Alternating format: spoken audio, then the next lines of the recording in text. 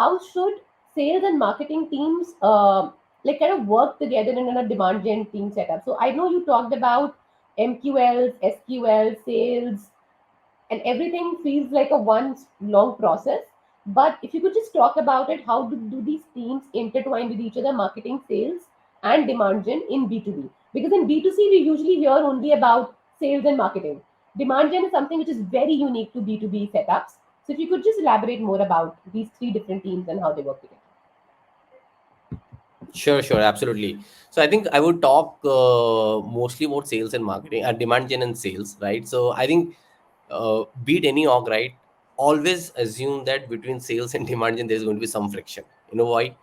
The sales would say, you know what, I'm not getting quality leads, and demand gen will say, you know what, I'm giving quality leads, but you're not able to convert, right? So that's a constant battle, and you cannot win that battle. But I think what I really like about this equation is sometimes challenging each other is good for the business, right? Meaning, if the sales is challenging demand gen, you know what, the leads are not good, the persona is not good, the person was not right.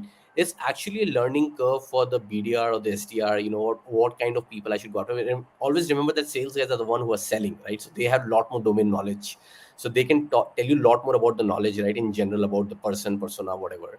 So try to comprehend a lot more info, whatever feedback they're giving. At the same time, listen to the first call which sales guys have taken, and you should challenge them. You know what, you took this call, the prospect clearly said there's a pain, there's a need. You should actually qualify this account. It's a right account, right industry, right persona, and they clearly said they are actually having a problem, they want to solve this problem. I think there's a genuine opportunity out there. You tell me why the opportunity is not there. So I think just challenging each other, it creates friction, but it's overall really good. You will actually build a very healthy relationship over a period of time. So I think Nick is talking here from experience, guys, that there will be friction. You'll have those days when you will probably scream a little bit in front of each other and then you go behind the back and then scream a little bit more. But yeah, you would eventually bring out the best in each other.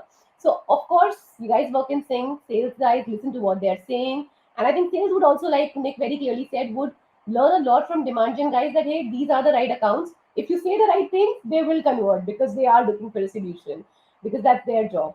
So brilliantly answered, Nick. And I think this is a learning for all of us here that yes, there'll be friction, but you'll find that harmony somewhere. There's another question which has come up from our LinkedIn user, so I'd like to take that up first. If there are a few gaps in the product in terms of being the right fit for the customer, how do you handle that scenario in a discovery call? So it's a brilliant question, to be honest. Like, this is a constant battle which anyone who are in an early stage company would go through, right? So always imagine that you are not a big one, so your product is going through its maturity curve. So product is never rock solid; it will always have some gaps, right? Uh, the second, so always, I mean, the first thing is very clear: the product is not super mature. There will always some gaps. Number two, you should never lie, right? Whenever you are on a call with a prospect, never overcommit, because overcommitting as a part of sales cycle will lead to lot of baggage on the consulting as well as product, right? And it's not good for the business. So I think what's the right way down is, I think what I've seen generally worked really well is expectation setting. Like, when I think people generally from the sales hat, like, people generally tend to say yes to everything. At some point in time, you need to say no. You know what, like, I know that you need 10 things. These are the 8 things I have, these are the 2 things which I don't have. In a subtle way, you should say, you know what, anyways, these 2 things, the value, the effect it will bring on the value is very minimal. These 8 things are the really important things which your business needs, so let's focus on this 8 thing. And anyways, these 2 things are going to be in the product roadmap. I'm working with the product team, I'll get the feedback.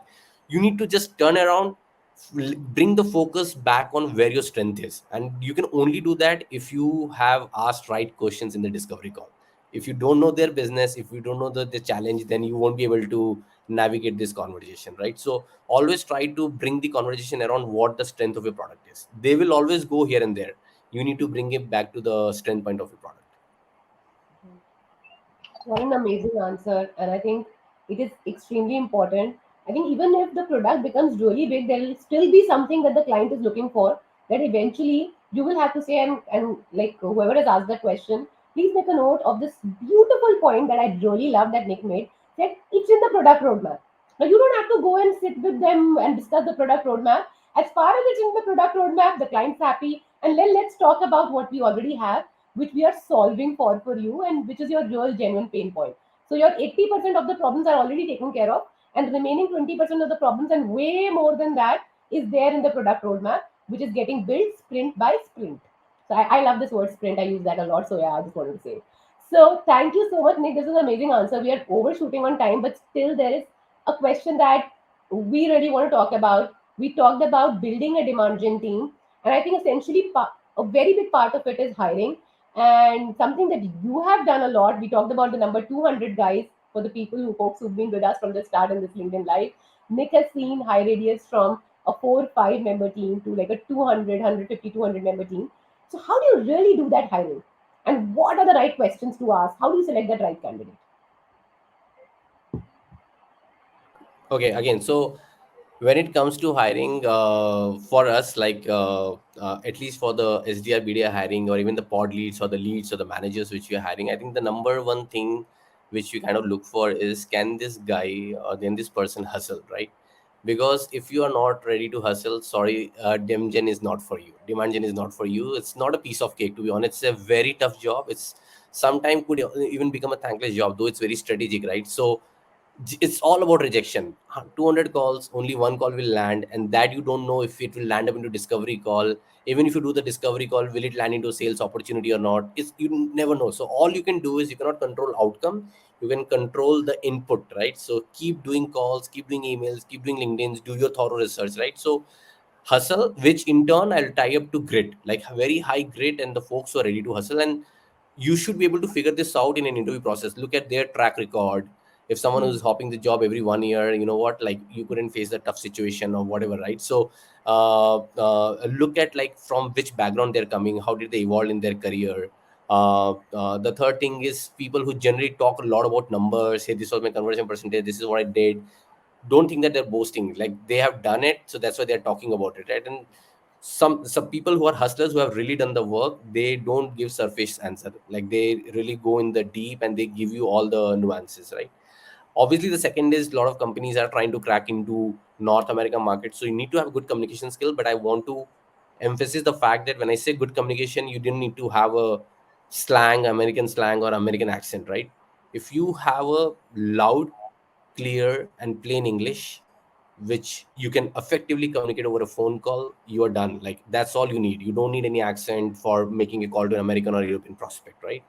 And third, I would say is always willing to take feedback. So that's what I actually look for. Like, is this person is willing to take feedback? Because if you are not willing to take feedback, you will in your mind think that I know how demand gen works, I know how cold calling works, and I will set up the numbers, right? But people eventually do a lot of mistakes, and it's a learning curve for everyone. I'm still learning. There are a bunch of things. Hey, what is the right time when I should call?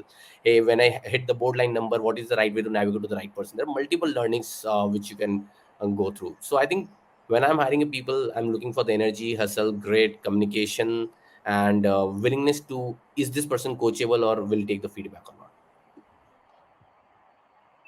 Thanks, Nick. I think all of them were very important pointers.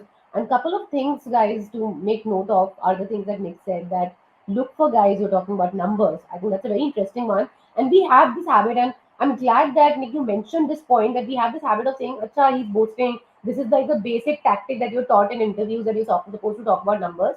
But if you delve deep and they can justify the numbers and they can tell you how they came to these numbers, they know that they've done it. So beautiful points. Grit is needed. They will face a lot of rejections. They should not feel bad. They should not feel that job is boring. Something that I wanted to just add here, that because you're doing the same thing in and out, you're reaching out to the same new set of people, but the process is the same thing. Like you reaching out, the outreach platforms remain the same. The places you're reaching out to individuals remain the same.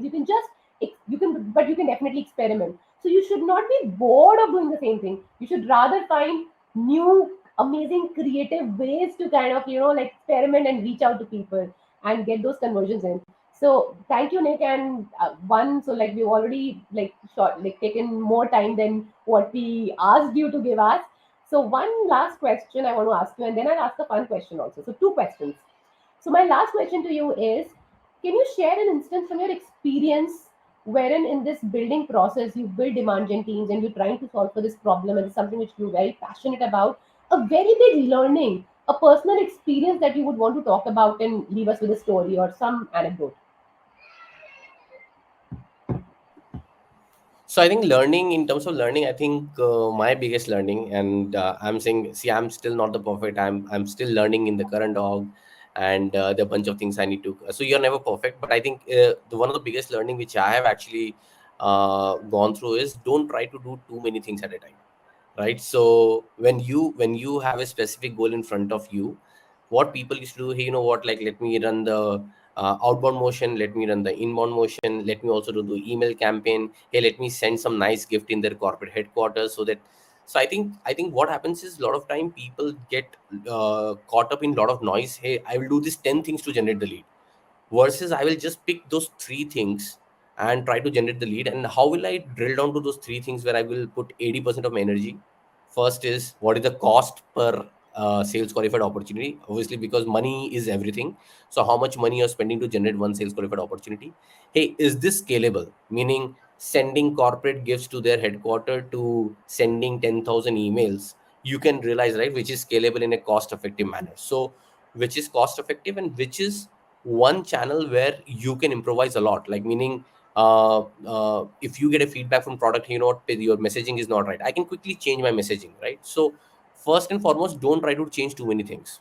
Second, what worked in past will not work in future, meaning I worked for a company which could probably operate in, I could work in a company which could probably operate in a green space altogether. It's a green territory, entire TAM doesn't have any competition.